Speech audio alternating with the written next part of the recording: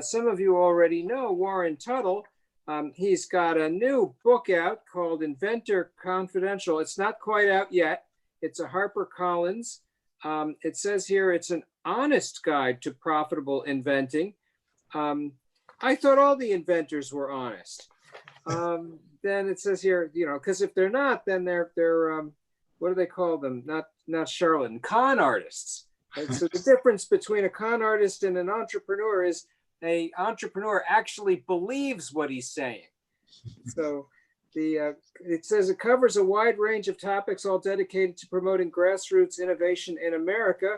The first half of the book describes what a successful corporate open innovation program looks like and why it's important. I'm not going to read the whole abstract because we've got it here online. And the speaker biography, I must tell you, Warren, it seems to have doubled in size over the years, if not tripled, because this just keeps getting more and more impressive all the time. One of the things that I'm still using is the gourmet olive oil sprayer. I think they called it Mr. Misto. And oh, you still have one of those hanging around? I bet you have them in storage or something. I got one right here. Unsold. Don't go away because we're going to call on you. I just dropped it. Oh. Yeah, I have one of those. I think it started working on me. All right. So send it back to me. I'll give you a new one. And so without further ado, Warren, why don't you take the floor? Thank you, Doug. Thanks very much. And thanks for having me back. And Doug, thanks for all the hard work and effort you put in over the years. Oh, sure. To make the club great and keep it going, because you've been doing it for quite a while now, right? It must be 8-9 years, right? Over 10 years now. Mm-hmm. That's fantastic. And Fairfield University is such a great school and such a great treasure and resource in this area. So we very much appreciate it. So I know a bunch of you. It's nice to see you again. For those that are new, I live in New Canaan, so I don't live too far away. I'm a local Connecticut. The IACT was the first inventor club I ever joined and got involved in 15 years ago. And that was sort of my introduction. So just very, very quickly, and then I basically want to talk about a little bit about the book tonight. My background is this, and Doug Campbell knows well. Out of college many years ago, I went to work for a department store in New York City called Abraham and Straus. And if any one of you are familiar with Abraham and Straus, then you're pretty old. But it was a great store based out of Brooklyn, New York, with stores in Long Island, Westchester, New Jersey, and Queens and Brooklyn, New York. Third biggest single standing store in the world was in Brooklyn, the main store in Fulton Street. Today it's all Macy's, but at the time, A&S had the best retail training program in the country. And I was a young, I like to say WASP kid from Connecticut. And my dad said, if you really want to learn retailing, if that's really what you want to do, you got to go down to Brooklyn and learn it from the Jewish merchants at Abraham and Straus. And I had an amazing experience going there and working and living in New York City for many years. I was a trainee, I was an assistant buyer, and I eventually made buyer. And I was in the housewares area. I did everything from Christmas shop to flatware to eventually cookware, and then I was a small electrics buyer. So I became a trained merchant. I learned Yiddish, and my whole career took a new direction for me. And after a number of years, I decided that I wanted to start my own stores. And I did that. I came up to Connecticut and I started a couple of stores that Doug's familiar with called The Complete Kitchen and The Good Food Store. Well, The Good Food Store, I didn't start, I acquired it, but I added on about 6 stores around Fairfield County. And we were, The Complete Kitchen was a high-end gourmet specialty store, sort of like a Williams Sonoma, smaller version of Williams Sonoma.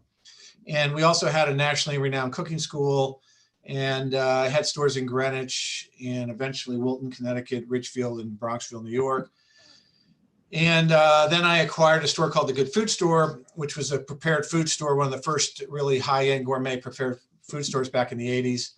And it all synergized into a pretty cool collection of stores. I ended up having about 65 employees, about 45 full-timers and 20 part-timers.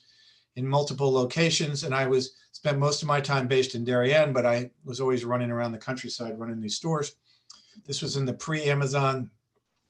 I remember Doug Campbell telling me back in the late 80s, get ready for the internet. It's where the business is going. I was like, too busy, trying to sell stuff off the back of the truck. So, but it was fun. I met Doug and got very involved locally with a bunch of guys our own age. We were youngsters back then with the Darien Chamber of Commerce. Got very involved in the downtown revitalization effort in Darien, which sort of mimicked what happened in Fairfield. And just spent a lot of time learning, being my own business. And as you guys know, we're in your own business, real bullets, working with your own capital, all the issues with inventory, customer service, rents, payrolls, and all the other things.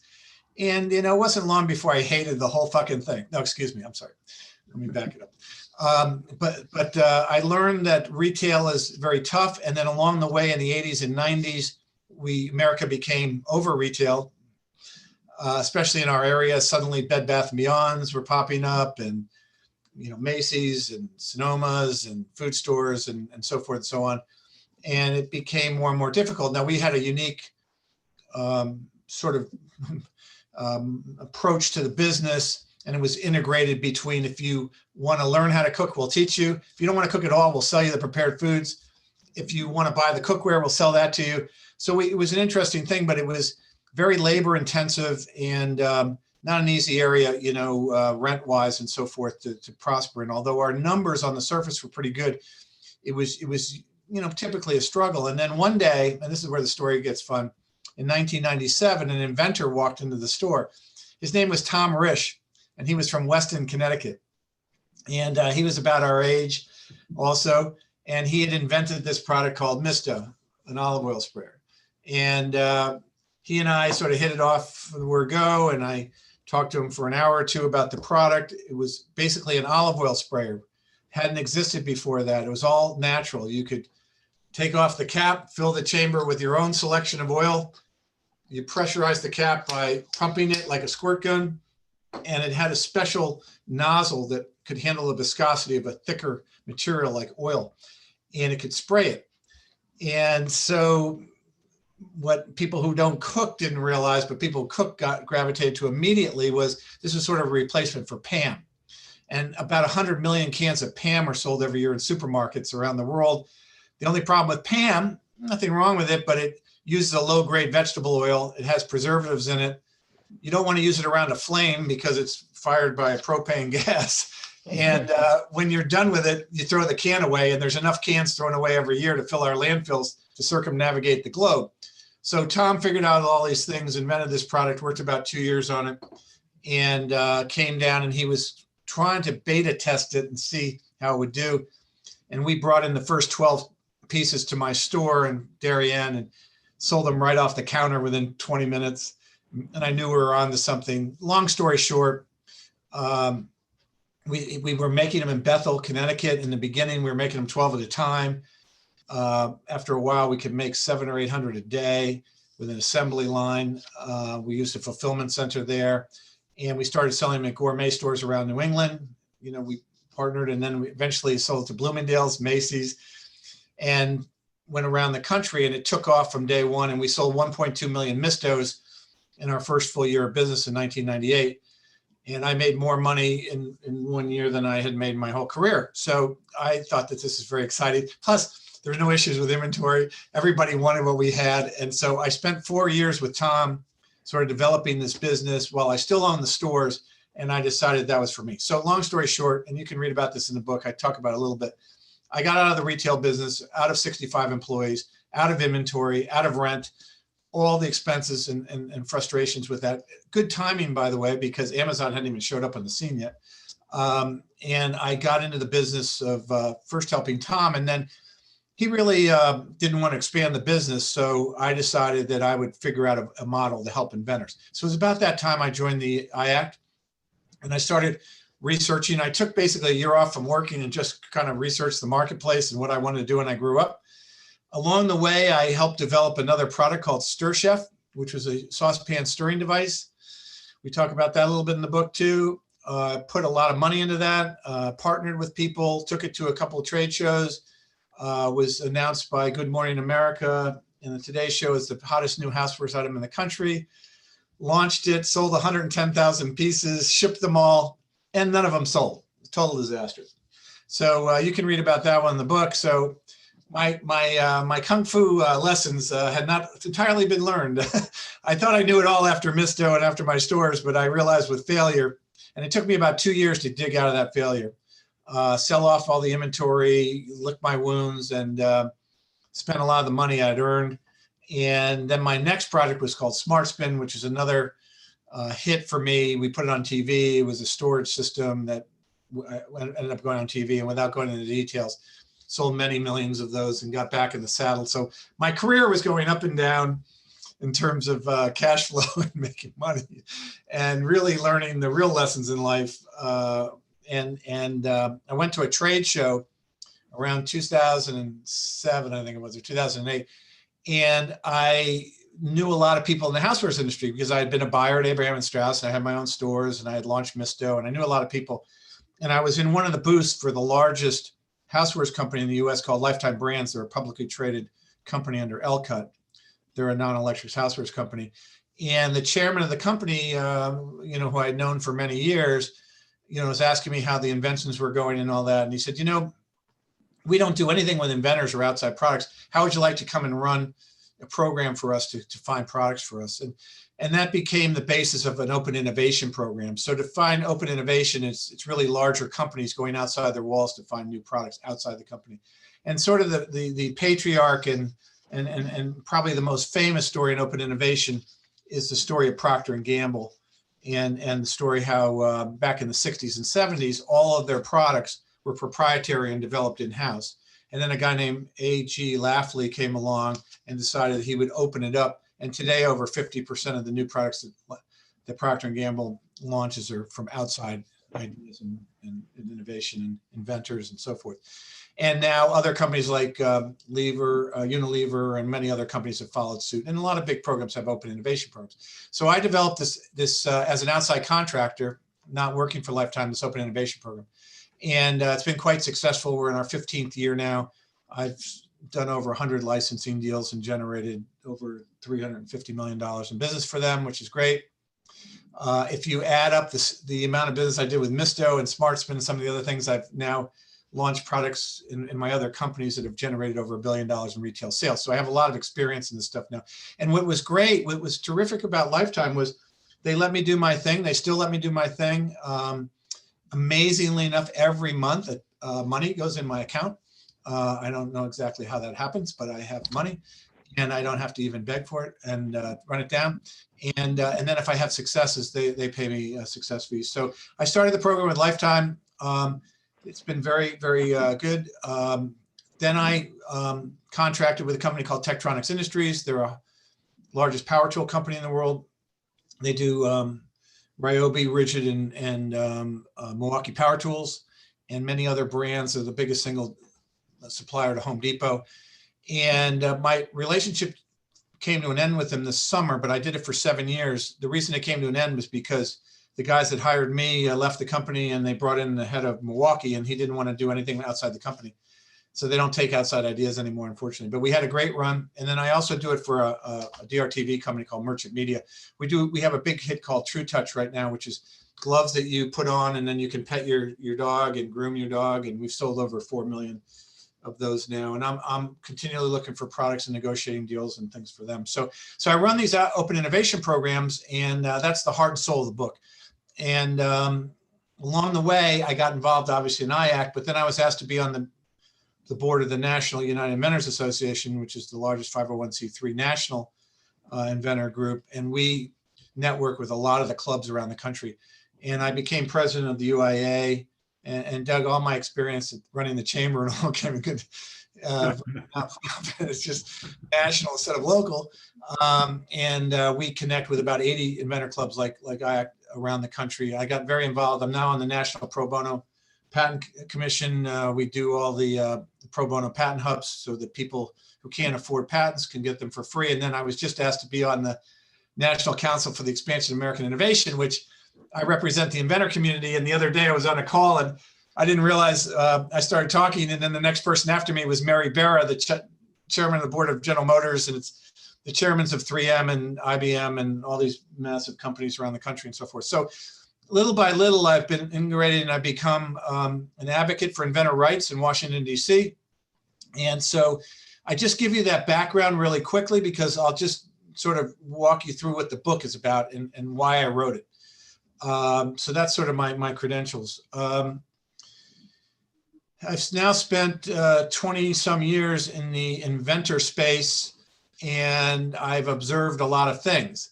And the first thing is that inventing is hard work, that it is an industry of passion and love and pursuit, but most things don't succeed. And so it makes it a very interesting business. Typically you go into business because it's a way of making profit, and you partner or align or do whatever is necessary, even if you're an independent sole proprietor, of doing things that are profitable. And yet in the invention world, so little is profitable. And what really compounds that challenge is that you have a lot of people, individuals, organizations, companies, entities that then, in my opinion, prey, maybe that's a strong word, but they take advantage of inventors and they sell them their services. And in some cases, the services are bogus. In some cases, they're mediocre.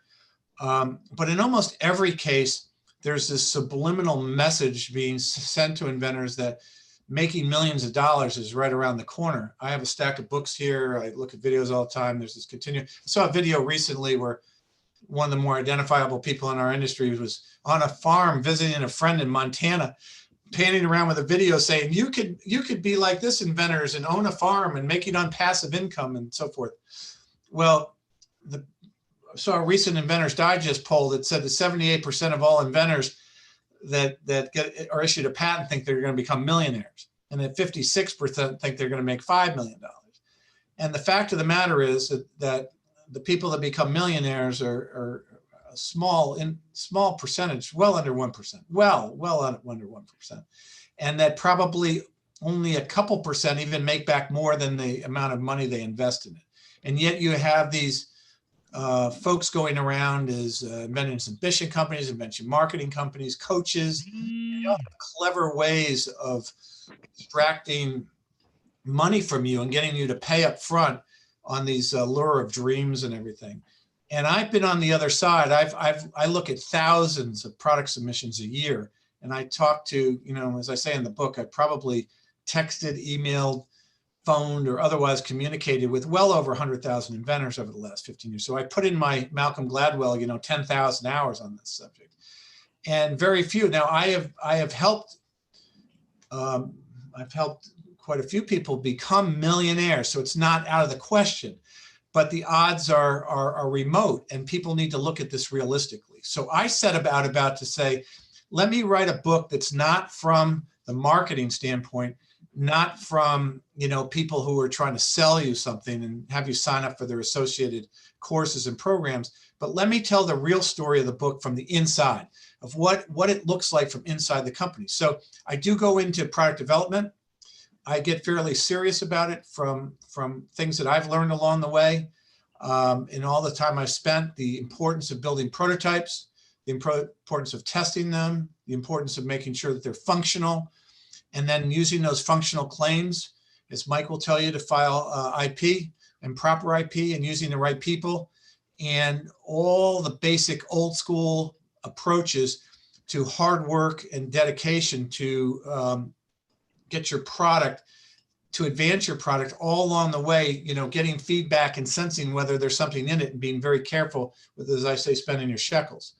This is opposed to some of the teachings that are going on today and some of the more popular books that say, just come up with an idea, sketch it out or do a CAD and just throw it in, send it into a company and throw it against the wall with sort of support documentation that companies love looking at ideas and so forth. And I can tell you from firsthand experience that that's kind of troubling to me, because sure, all the companies are going to tell you they want to see your ideas. But if you don't have any filed patents or you send in a sketch, it's not going anywhere. You might as well be writing a letter to Santa Claus. Now, people who want to send in 40 or 50 ideas and think something's going to come of it, it doesn't happen. I'm not saying it probably never happened. Maybe there's one person to pull it off, but the odds are really remote. And if you are one of the remote people that somehow figures out the lone way of pulling that off, I can promise you that your royalties will be much less than what you could command if you built the product the right way and it has intellectual property protection and you build prototypes and so forth. So I spend the first half of the book really mechanically going through the nuts and bolts of what I look for in companies, what big companies actually look for if you want to license. And then I have a section on the book about, all right, well, if you want to go to market directly, like we did with Misto, and then there's 30 steps to doing that, and here they are, and I lay that out. So the first half of the book, I talk about a little bit of my background like I did tonight, and then I go mechanically because at the end of the day, I might be a pretty face, but I'm mechanically pretty sound when it comes to evaluating products and taking them to market. And I share that with you, whether you want to go direct or whether you want to license. So if that's your interest, you'll find 100 pages in the book that's really dedicated to hardcore stuff. In fact, when it comes to product development, and Doug's probably familiar with this, I even get into Scamper and Triz, pretty hardcore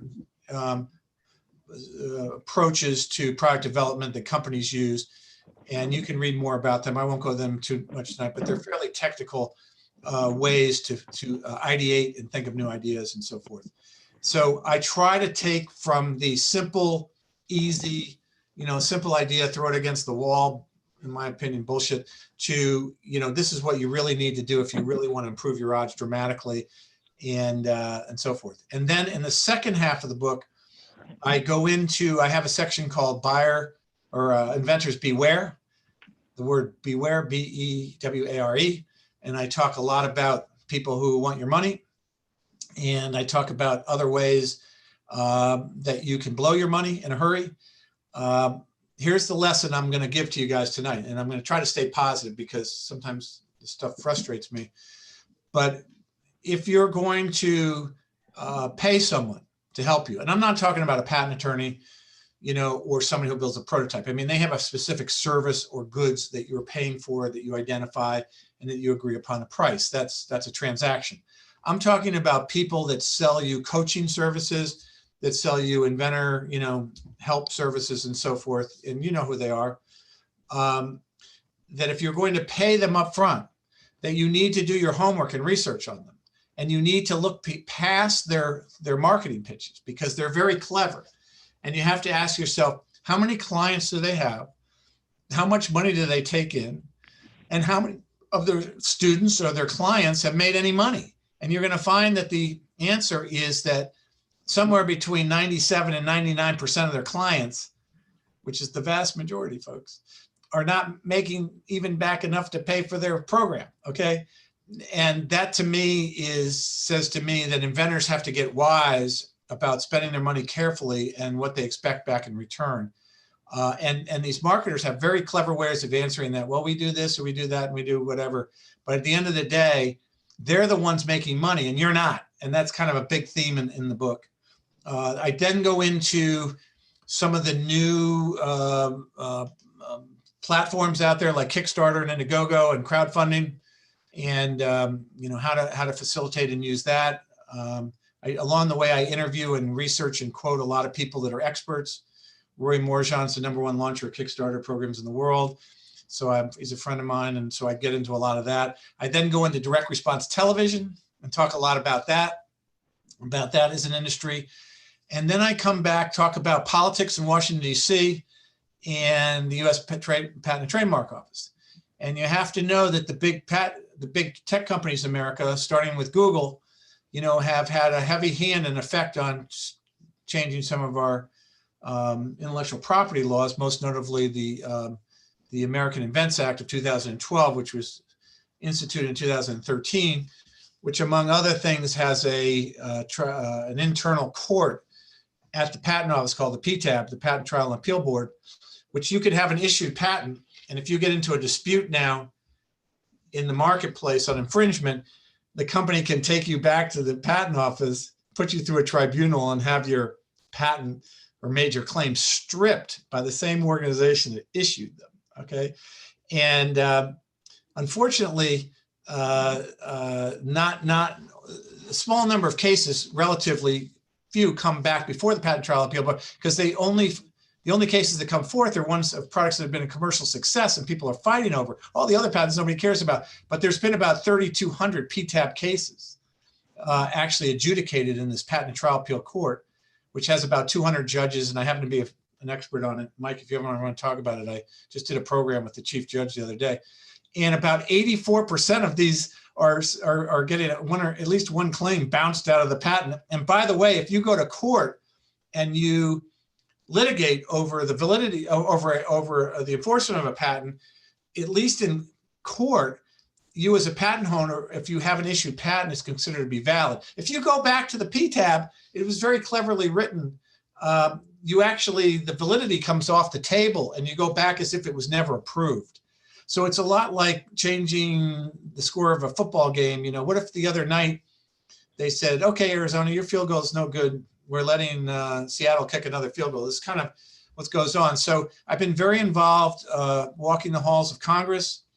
I'm not a lobbyist. We're not allowed to be a lobbyist. We're a 501c3, but I am an advocate and very involved with the U.S. Inventor and Josh Malone. I don't know if you know those guys at all, who invented a bunch of balloons, and trying to push back and trying to be the voice of the inventor community in a very trying time. So I talk a lot at the end of the book about why innovation is important, why organic innovation is important, and what we really need to do in this country if we want to stay creative and inventive, because the big tech companies, I mean, companies like Google have massive power now. They have the biggest lobby representation in Washington, D.C. with almost 100 lobbyists. Say what you will politically, but they're very tied into the last administration. And I'm not trying to get political, or because there's much bigger issues than the patent scene in Washington, but very tied into Google. The head of the patent office was Michelle Lee, who was a patent attorney at Google. These patent tribunals were put in under her. So there's a lot of stuff going on. And basically what I try to do is make inventors more aware.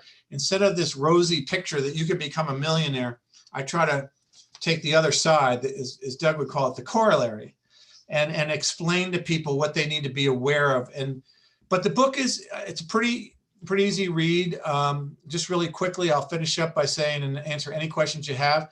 I wrote the whole book, but I would not have done it without a very dear friend, Jeff Mangus. Jeff is an inventor. He also does some ghostwriting. He lost his leg recently, so he's changed professions. He does a lot of writing. We worked together through a lot of Zoom calls over the years, but I put the whole thing together. You know, we sketched it out, and then I rewrote, every word of it. So, but I couldn't. But Jeff gets a tremendous amount of credit for being there every step of the way with me, guiding me through, because I never would have written the book. Never. As I said to him, I'm too busy living life rather than reporting on it. So it was a big. And if people have other questions, by the way, my email, it's W Tuttle, that's 2 W's, Tuttle, Tuttle at yahoo.com. So if anybody wants to hear more about writing a book, it was quite, well, Doug, you have a lot of experience at it, but it's quite the process, 2 years and evenings, weekends, and thousands of hours. So it's quite a thing, but I think you might find the book fun. It was supposed to be published and come out in the fall. You might have read in a recent article in the New York Times in August that almost all the major publishing houses pushed back 6 months. So rather than the fall, it's coming out in March. It's already listed on Amazon. But my publisher, I'm very proud to say, is HarperCollins. They're the second biggest book company in the world. And quite frankly, I sent out the proposal to about 30 companies. And I got responses from 3 or 4. And I was shocked that it was almost like applying to all these schools and Harvard, and then Harvard was interested. So they've been great to work with. My agent actually lives in Fairfield, and he's been terrific too. And so the whole process of writing a book, very, very similar, by the way, to inventing, and to then go out and put together a deal with the book publisher and all of that and get paid royalties and so forth. So a lot of similarities. So hopefully I can get you somewhat interested in it. I don't expect the book to be a big seller, but great seller, but it is, it might be a fun read for you and those people that either want to go to market or want to get a better picture, I give at the end of the book an assignment to everybody to make innovation better in America. I give Congress to write better laws, including Darrell Issa and Bob Goodlatte, who totally screwed up the Inventor America situation. I give the Supreme Court and Clarence Thomas things to do. They're trying to, through oil states and other Supreme Court rulings, change patents from being a property right, as they're constitutionally protected, to being a government franchise that can be taken away. We should be aware of that. I give big companies, consumers, everybody something to do. If we really want innovation to be around after Google and Amazon, destroy the place, and to have an incentive in individuals doing things in the future, we need to get on this now and bring it back to us, because these big companies, who, by the way, used patents to get started, 15 years ago, now that they're up in the tree fort, they're doing everything possible to rein in the patent office and make it easier for them to infringe. So now you all have read recently about some of the efforts perhaps to break up some of the bigger tech companies. So we'll see where that goes. There's obviously other issues involved besides IP, but in terms of the IP world, these guys have had an inordinate amount of influence on what's happening. And you guys as inventors and independent entrepreneurs should be aware of it. So that's kind of the theme of the book. And I'm happy, Doug, to answer any questions at all. So. Well, what I've done is I muted everybody. So if you're wanting to ask a question, you're going to have to unmute yourself. I would only ask that we take turns. I'm not going to be the moderator that calls on people. So if somebody wants to chime in, let's let them have the floor for a little bit before we interrupt. So let me just, Doug, sure. I've seen Warren, you can see his passion, and I know he's worked incredibly hard on this whole area, and really is an expert. It's amazing what you've done and how. So if you have an interest or you need this expertise, I would highly recommend it. And I was looking at your book on Amazon, so it looks good. So I'll get it. But I have to wait till March 23rd. That's a long time. Well, Doug, I know. I didn't want to start the promotion too early, but someone else in the industry who's not going to be happy with the book has started using my title and doing posts. So I said, well, I've got to launch it. But Doug, I'll come over and sign it. We'll have lunch at Post Corner, and I had lunch with Bob Oros today. So good. Nice. You should also mention, you didn't mention about selling your store to Paul Newman. You want to tell him? Well, yeah. So along the way, I have a little line in there. So actually, Paul was my partner, my business partner. So he and Sandy Falconer were partners of the Good Food Store, and then I acquired that store from them when Sandy wanted to get out. And Paul Newman was awesome. We did a lot of catering for him. We always had to have lots of cases of long neck Budweiser beer, because that's what he loved. And once a year he would call Doug and just ask how I was doing. And sometimes ladies at the store would answer, and she'd say, well, this is Paul Newman, and they'd say, and they said, it's Warren, it's Paul Newman. And they go, no, that's not Paul Newman, is it? Because he had an amazing effect on women, I think. I don't know. But Doug, too, that we had Julia Child come to the store once, and we had 800 people in line down the street. And so, it was a great opportunity. And Doug, I think you'd agree with that. It was a great time when we were younger, and some vibrant and interesting people in town like you and John Weigel and Neil Houck, and a whole bunch of young people that went on to do other great things. So it was a fun time. And all we had to do, Doug, was get the movie theater open. That's all we had to do. It all came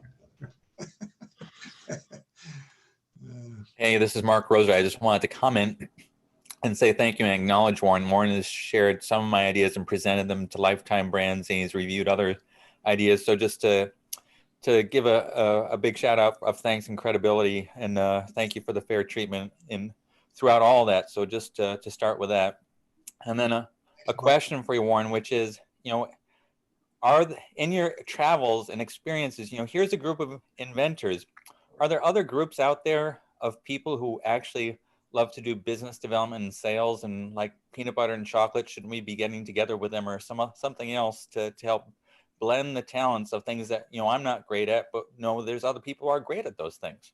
Well, it's a really good question. And there's always that boundary, you know, where inventors start and stop and where entrepreneurs start. I would throw in a third group in there called makers, you know.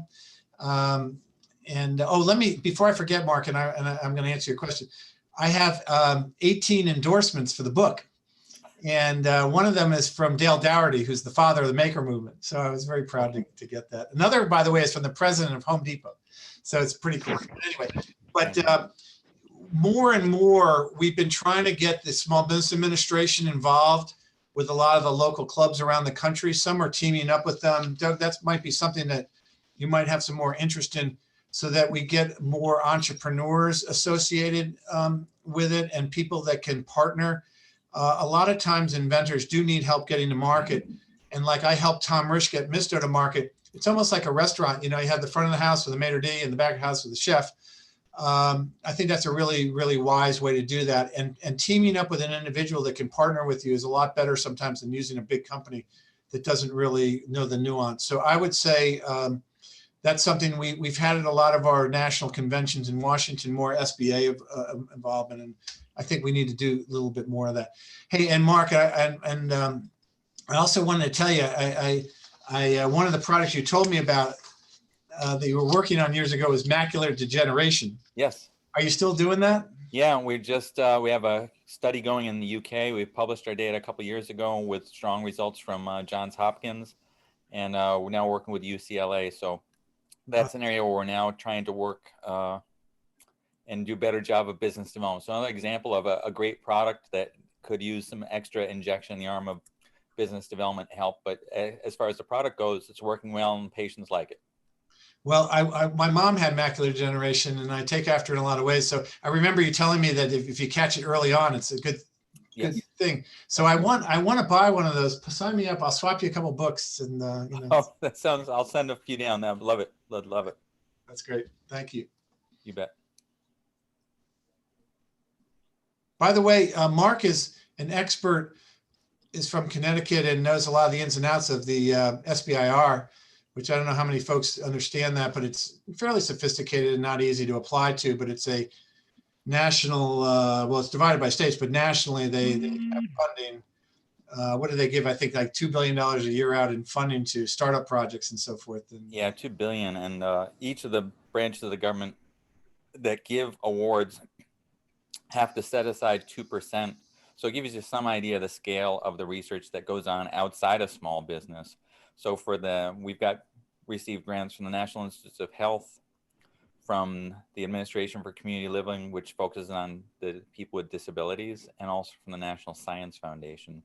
And the process is that you compete in a very highly competitive field by writing an application. The NSF does a good thing, which is it pre-screens your first 2-pager before you're invited back to submit a 20-page application. The NIH, you just have to throw your hat in the ring. There's really 6 official grant pages, but 100 pages of supporting documents, and it's about a 7% success rate. So the likelihood of getting successful is really, it's a steep hill, but it's very doable if you have good contacts. And anybody who's on the line, or if you need help or guidance, just feel free to reach out to me, and I'm happy to share. So, and my consulting website is openinnovators.com. So openinnovators.com. You can click there, or mark.roser@openinnovators.com. I'd be happy to share my SBIR info with anyone. Cool. I used to be an NSF panelist, but I didn't care for it. It turns out they had, at the time, no pre-screening. So there was a large pile of sort of DNR, do not resuscitate grants. And we would just throw them on there, and we knew they were never going to get considered because the number considered was quite small. And as a result, we were funding things that I felt should not have been funded. For example, another toolbox for MATLAB, things like that. It's like bringing coals to Newcastle at 1+. And, they say they would like to fund the next transistor, but they're too risk adverse a bunch, so I became disgusted with it. But maybe they're all better now. Who knows? Yeah, I think it varies, and it's political, even though it's supposed to be designed not to be. And you get that feeling because, you know, my success rate is about 1 in 7 for grant applications. So it's painful to go through 6 rejections to get to that one acceptance. But it's an alternative in highly technical fields to asking for angel support when people just scratch their head and look at you and wonder what crazy thing you've developed. And so it does provide that avenue if you enjoy writing and can put together a proposal. If you track your hours and you figure out how many hours you've spent on those grants that you didn't get and how many hours you spent on the grant you did get, and then divide by the total amount that you got, how much are you getting paid per hour? Oh, that's really low, because then it gets worse than that. Then you have to keep working and supporting the grant. And so you're right, it takes me about 200 hours per application because I do track my hours. And so you're talking 1,200 to 1,400 hours per success. And then once you do have a successful grant, you know, you do allow yourself to get paid on a project management basis. But the amount of hours that I'm now dedicated full-time, so it's a small stipend. It allows me to keep the wheels turning and minimize the amount that I have to live out of the bank.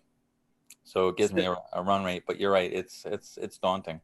But if you got $200,000 and you spent what, 17,000 hours?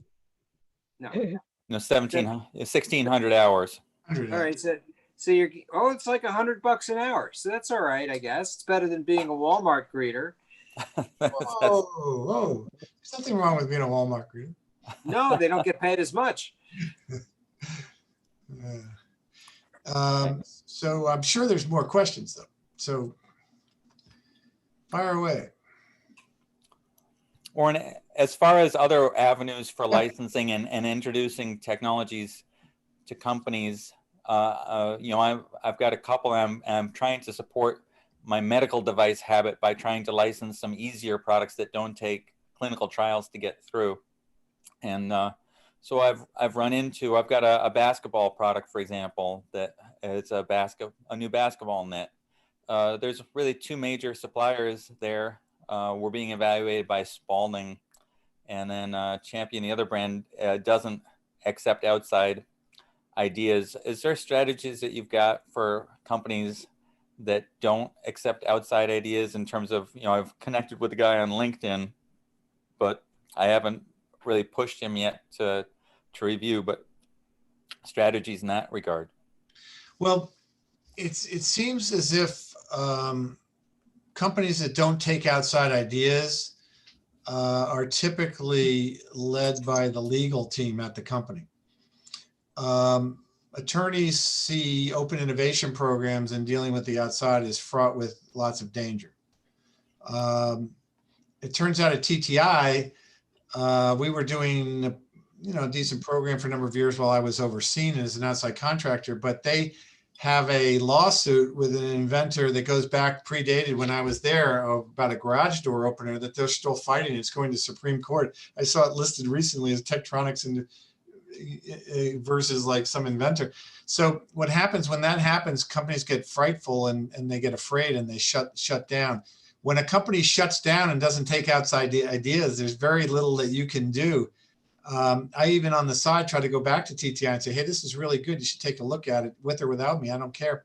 And they continually turn it down. So unfortunately, you have to ferret out the companies that are inventor friendly.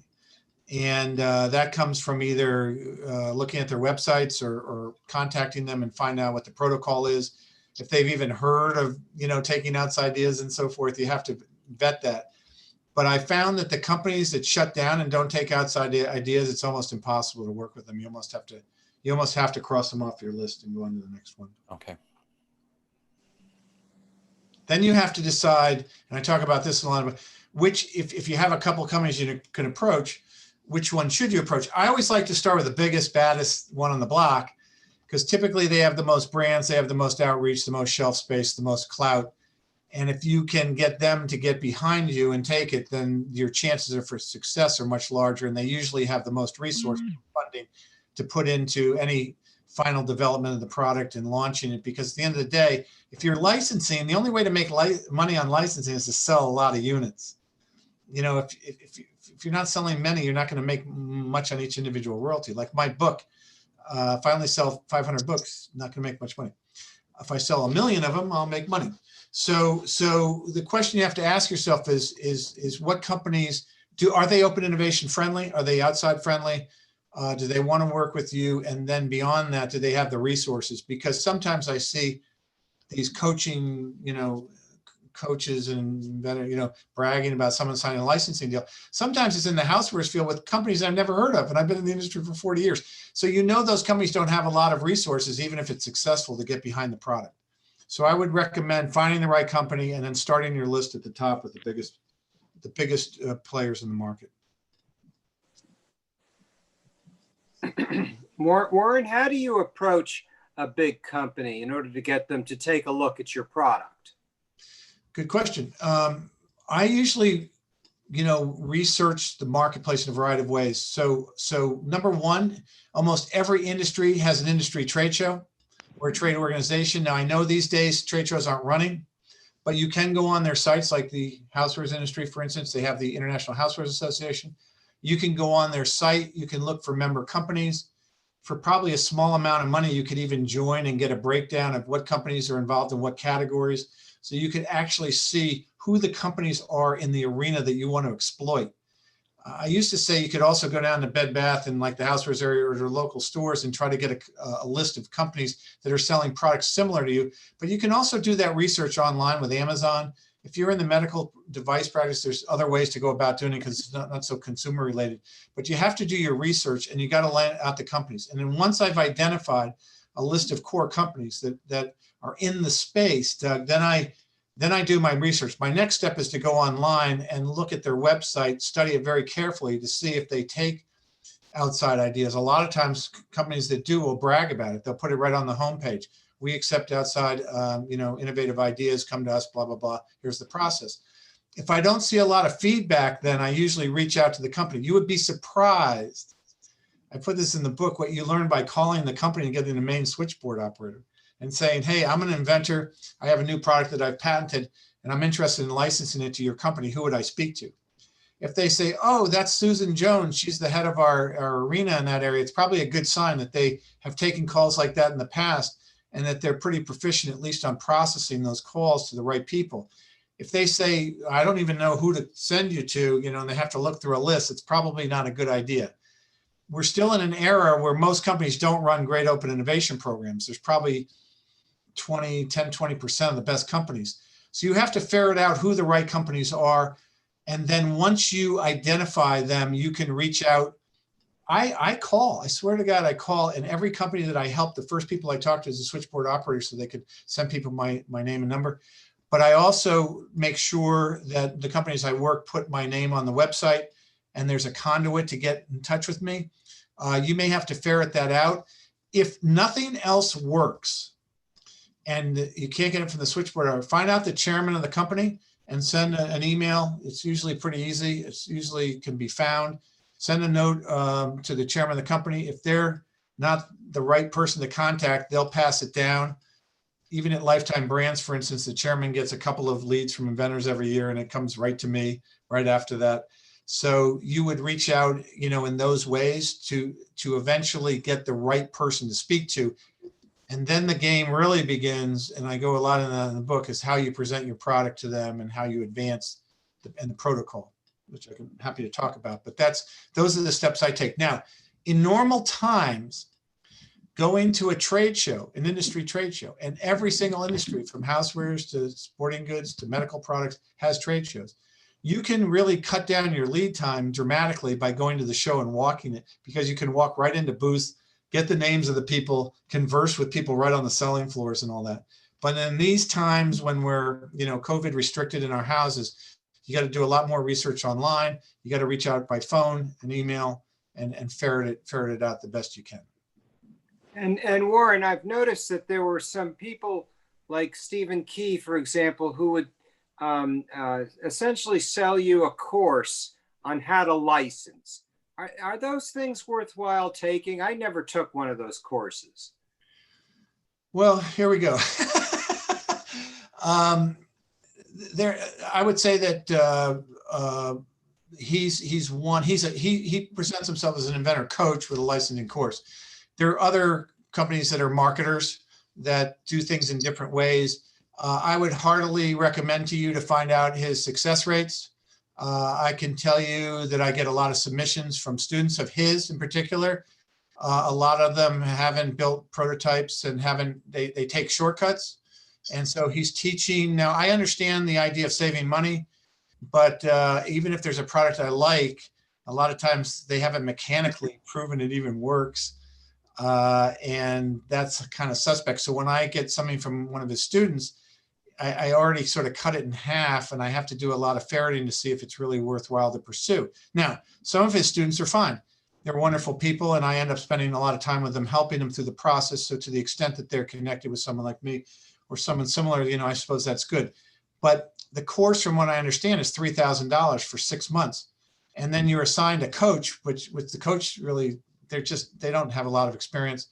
And I would say that there's probably that 97 to 99%, rate that people aren't going to make back the money they spent in the course. So if you got the $3,000 and you want to learn something, and I suppose, and the money's no problem, then I think it's great. You can read stuff and materials and books too to learn.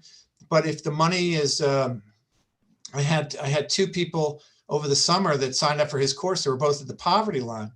One of them qualified for the National Pro Bono Patent, and they scraped together money from friends to take the course, thinking that they were, going to make a lot of money off of it. And if money's tight, and see, here's the thing, Doug, when you have a limited budget, you have to decide how best to spend your money. So do you spend it on prototypes? Do you spend it on patents? Do you spend it on going to a trade show? Do you spend it on a coach? Now a guy like Stephen Key's trying to convince you that, he should spend it with him, and spend your $3,000 with him. I argue in the book, there's a whole lot of other considerations to take if money's very tight and limited with you. So you have to be very careful about that. So there's no doubt some things you can learn about it.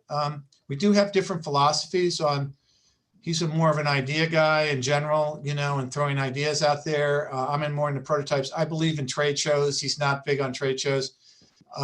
He's all over the map on patents. I'm a very strong patent supporter and so forth. So we have different approaches to it.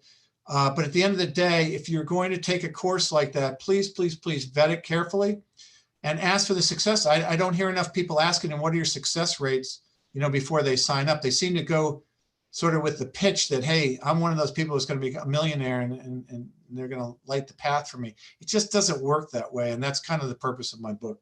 So I think the reason the students are contacting you is because your name appears in the back of his book. Yeah. And yes, and that's fine. I love helping people. And my model is I get paid by the companies. So if people are nice and interesting and pleasant and have a good idea, I love to help them. Yeah, we've kind of gone slightly different directions. I also have an organization that I support called the UIA. We're an Inventors Association. We're a 501c3. We're a nonprofit. We do a lot of educational supported initiatives. Stephen started a sort of, I wouldn't call it a rival organization, but another organization called the IGA, the Inventors Groups of America. It's just an extension of his business model. I pleaded with him to be a 501c3. And instead, when you call the 800 number, you get his coaches trying to, convert you into a sale. So not that they don't give out some information, but at the end of the line, at the end of the day, Stephen's core mission is cash flow, and he makes a fair amount of money, and I don't know who else is making it. So it's all sort of a funnel into him. So all I would say is you got to ask him really the questions beyond the pale of what's in this for me. How do I benefit, and can I make that money back, that I'm investing, and if that money's important to me, that's sort of crucial. And those are my questions for Stephen Key. There are other companies, marketing companies that are different, that are more submission oriented, and they sort of have a reputation. I think in part Stevens tried to design his to be different and scoot around the American Inventor Protection Act of '99, which makes you actually publish your success stories. But I would just say that those are questions for him that you would have to ask him. So. Another question regarding submission. When you do a submission to a company, how often do you submit to 2 at a time, or do you do them one after the other, or do you do them parallel? It's okay, Mark, to submit to multiple companies. I think, people often ask that to me, and sometimes people say, I'm going to just submit to you first. And I appreciate that, but I always say to people, and I'll say it again and again, you got to do what's in your own best interest. And, the companies that I work with, I'm pretty convinced that if I like the product and I pursue it with the inventor, I feel that I can make a compelling case that we're the right company to go with. But I always say to the inventor up front, you have to make that decision at the end of the day. And if you want to submit to multiple companies, then I have to prove to you why we're the best company. And there's nothing wrong with a little bit of competition. Now, at some point, you want to be polite. Please don't say to me things like, if you don't get back to me in a week, I'm going to take it to somebody else, because I have no interest in hearing that. I will say to you, go take it to somebody else. I happen to represent the biggest companies in my industry. So if that's the route you want to go. But if you say to me, hey, do you mind if I submit to other companies?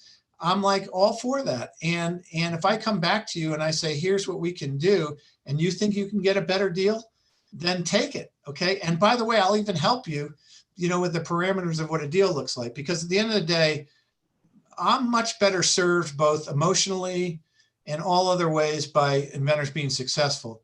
My companies are going to be just fine. Lifetime's having a record year this year during COVID, the record profit. Because of Amazon and people cooking at home and so forth. I'm not worried about their future. I'm worried about the inventor's future. I got to keep my credibility. So now at some point, a company may say to you, I might call you back and say, hey, Mark, we love this product. Before you make a decision with anybody else, let me come back with our offer to you. And and that's legitimate. Sometimes companies will say to you, hey, Mark, we'll pay you a certain amount, in order to have a 6-week window to negotiate with you. It doesn't happen a lot, but it can happen from time to time. So all those things are on the table. But as far as submitting to multiples, I would do my diligence and my homework. I would form the 4 core companies. I would rank them in order. I would start with the one I want most, but I wouldn't fall asleep, because the process is always slow. It always goes slower than you think. It's not like applying to Fairfield University where you have to get your applications in by November 15th and they're going to let you know by March 3rd or whatever it is. Sometimes companies take 6 months, 8 months, 9 months. I'm in one that's going on for months now that we love the product, but they just sometimes move slowly. So it's not a bad idea to sort of know your options out there and keep goosing along. But just all I would say is just be polite and present it in the right way, and it'll all be palatable. And you did mention Kickstarter before. Do you believe in testing the market with crowdfunding prior to trying to license? Yeah, I'm gonna change that question around a little bit, and the answer is yes. It's an interesting debate, Doug, whether Kickstarter is a legitimate window to what your sales potential will be, for a whole bunch of reasons, because of who the clientele is and who buys on Kickstarter and so forth. However, if you're successful on Kickstarter, it has to be good. It has to say good things in general.